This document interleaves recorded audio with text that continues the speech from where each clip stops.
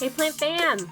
Welcome back to my channel. If you are new here, my name is Jacqueline. This is a part of my jungle, and today I'm going to be talking to you about how to not kill, girl, don't kill them, your string of plants. So this includes string of pearls, string of bananas, string of dolphins, string of hearts, string of turtles, and I think that's it. That's what I'm covering today anyway.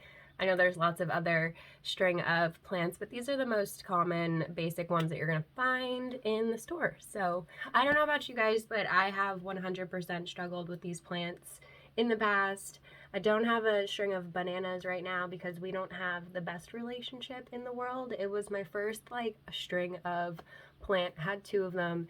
They both did the same thing, which I will get into, figuring out why these plants I just really thought that they didn't like me and I was over it. I was like, I'm never buying another string of plant again. I'm just not gonna do it because I'm gonna kill it.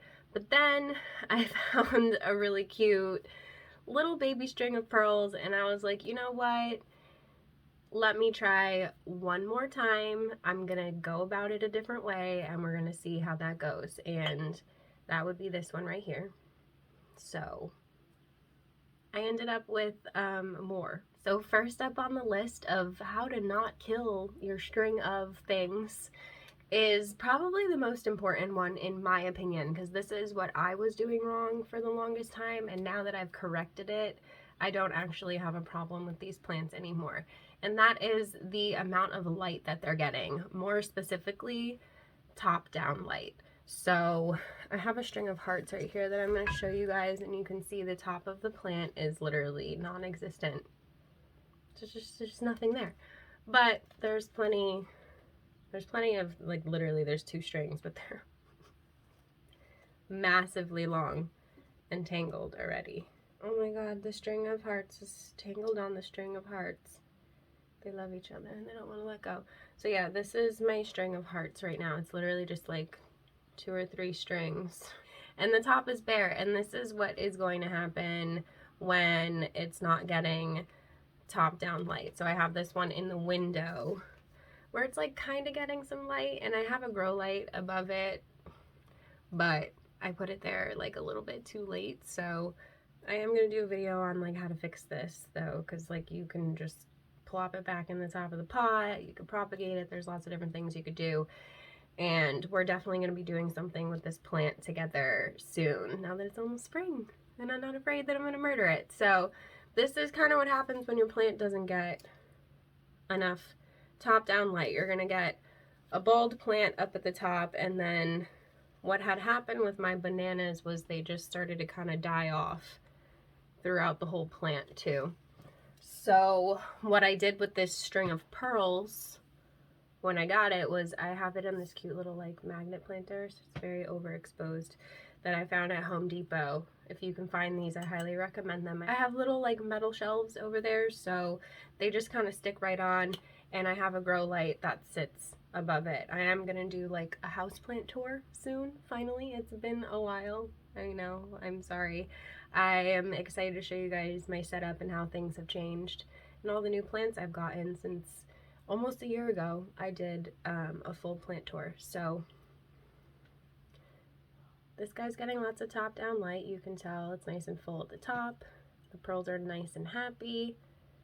Those were doing so well that I decided I was ready to take on more string of things, and I actually got this variegated string of hearts. Oh my gosh, it's all tangled. As you can see, the top is nice and full, because instead of what I did with this one was just kind of plop it in the window, I put this one under a grow light.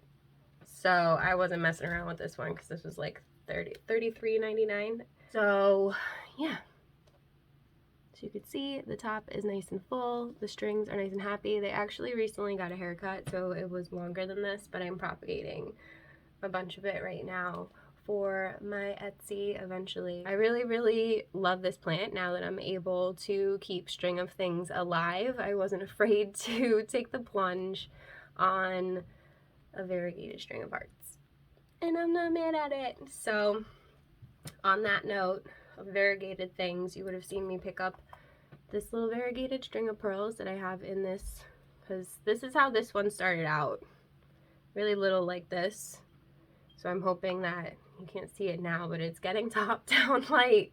So it's okay that it's kind of like in there a little bit. It will start trailing over the side like this one, because the containers are really small. So you can't really see them over the top. But because it's getting top down light, it's okay. So we're gonna watch how that one grows. But since I'm impatient, and you're gonna see in my next plant shopping video, I also picked up this one in a new spot that I haven't taken you guys to yet. I'm excited to show you. So I got another variegated string of pearls. This one I think was 36. And this one I put in my greenhouse. So it's getting lots of top down light, and it should be really happy in there for a little while until I probably propagate it or take it out and put it somewhere else. We'll see. We'll see what happens. I wanted to show you guys my string of dolphins too. Look at it. Oh, is she cute? Also getting lots of top down light. Very, very happy under grow lights if you don't have some place to put it. So I think the most common mistake that people make is that they hang it, and they hang it maybe too high in a window or too close to the window, and the light is not actually hitting the top of the plant. Does that make sense? I hope that makes sense. You definitely want to be giving these bright indirect light, like I said, underneath a grow light, but not directly under it. I have mine either off to the side so they're not like directly underneath the light if it's a small light, or, you know, just make sure that they're far enough down from the light. These are at least like a foot to 2 feet like down from where the lights are, depending on the plant. This one's actually pretty close to the grow light, but I have it kind of tucked away. There's some other foliage that kind of like blocks it in there, so it's okay. You kind of just have to be the judge of it. So they'll do really nicely in a southern window, slightly pulled back and even down a little bit so that you can get that top down light. If you put them directly in a southern window, you're definitely going to burn these plants, like all of them, including the string of turtles, which I haven't shown you yet, but this one is growing like crazy. Look at all the blooms. So many blooms. I have 2 of these, so they both get lots of top down light. This one a little bit too much. You could see it gets a little bit sun stressed. It loses its pattern. So you just kind of have to find the right spot, the sweet spot for these. So I'll put them somewhere, and then I make sure that I check every day or so, just to make, like for the first week, just to make sure that everything's going okay and nothing's getting burnt or like overly stressed. So bright indirect light, not harsh afternoon light, because that definitely will burn these plants. They are succulents. Pretty much all of these, I'm pretty sure, are considered succulents. So you want to be careful with that, because a lot of people make the mistake, even with like regular succulents that you buy in the store, and put them right in their bright window next to their cacti, thinking that they can handle it and that's what they prefer, and a lot of them can't. They will burn. So just be careful with that. You want that top down light to prevent the dieback on the top, but you also want to make sure that you're not burning the plant. So bright indirect light. I have mine in like southwest, southeast windows, or like I said, under a grow light, but make sure that it's far enough away or off to the side so that it's not super harsh directly onto the plant. Okay, so another thing about these plants is they do not like to be in cold weather. They are succulents. They prefer a warmer temperature. They will tolerate anything that's not below freezing. So just keep them away from your windows in the winter time. Anything that's drafty, they will not like it. So if you're struggling with your string of things and you have it in a really drafty window, that could be potentially the reason why it's not doing well. So definitely be careful on the temperature. When it comes to humidity, I don't think that any of these plants really need any extra humidity, but when you do give them extra humidity, like they kind of just go bonkers like this. These are in my greenhouse, so they get a little bit of extra compared to some of my other plants, and they grow a little bit faster and they bloom a lot more. That's really it. Otherwise, you can have these out in your space where it's not very humid and they will be totally fine. They don't mind getting dry. If anything, like I said, it's a succulent, so they will hold on to their moisture, especially like in the pearls. It's very apparent. You know, these are nice plump pearls right now, and if I squeeze them, you can see they're nice and firm. So if I squeeze them and they felt a little squishy, I would know that they were a little bit thirsty and they needed water. If they're wrinkly, I've waited too long to water it. So you definitely want to be careful with your watering routine on these. You don't want to overwater because they have very delicate roots and they will rot. They do not like to be wet. Their roots do not like to sit in water at all. Make sure it's in a really nice, chunky, well-draining soil, like a cactus mix or a succulent mix. I like the Espoma cactus mix. I've also been using Becca de la Plante's soil mix. I really like it. It's very, very chunky. It does not hold on to moisture for a long time. So it's really good for cacti, succulent, and other plants who like to be dry. So don't let them dry out completely because you will get dieback from that as well. So you kind of just have to figure out that balance. When I notice that the top of the soil is looking dry on these plants, I give them a little sippy sip, you know? I like to pick it up, see how heavy it feels. Can't tell in this pod, obviously, but you know what I mean. And the same thing with the dolphins. You can tell they're nice and plump right now. They're happy.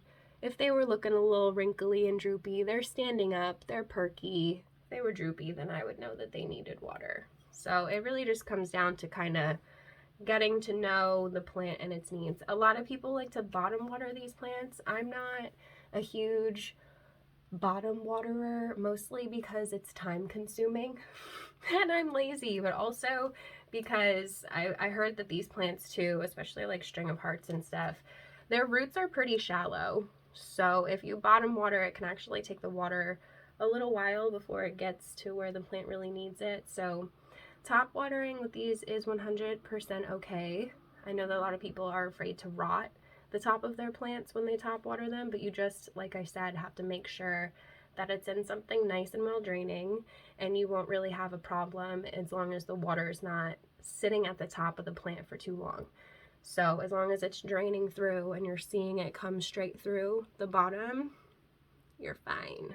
So you can top water these and not worry about it. And especially if it's getting that bright top down light, it's gonna dry out the top pretty quickly. So if you have it in the right conditions, it shouldn't be a problem to be top watering these plants. I mean, if you want to bottom water, you do you, boo. I'm not telling you what to do. I'm just saying those are the reasons why I don't bottom water my plants. So, okay, so when it comes to fertilizing these plants, it's actually recommended to fertilize them once a month.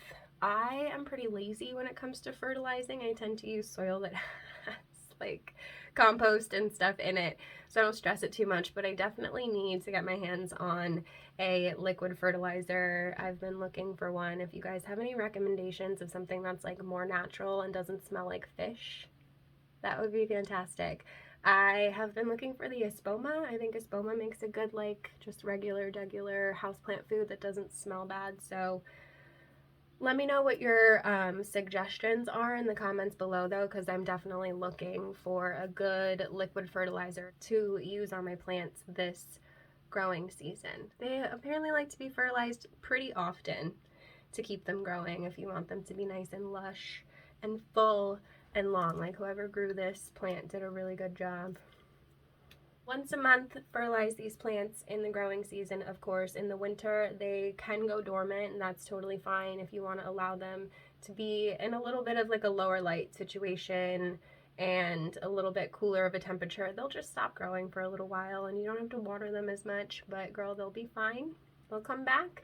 I keep mine under grow lights and everything, so they don't know what season it is. The temperature drops a little bit in here, but my Mars Hydro honestly like roasts everything.